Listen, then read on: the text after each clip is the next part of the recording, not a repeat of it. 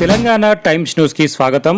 Telangana times news విలేకరి ఎస్ఈఆర్పిఎస్ రాష్ట్ర యువజన విభాగం నాయకుడు సంగం మహేష్ గారి తల్లిగారైనటువంటి సంగం సక్కుబాయి 4వ వర్ధంతి సందర్భంగా బడంగ్పేటలో ఉన్నటువంటి అన్నపూర్ణ నగర్లో ఉన్న వృద్ధాశ్రమంలో అన్నదాన కార్యక్రమాన్ని నిర్వహించారు. ఈ కార్యక్రమంలో సంగం మహేష్ గారి కుటుంబ సభ్యులు, మిత్రులు, బంధువులు పాల్గొన్నారు.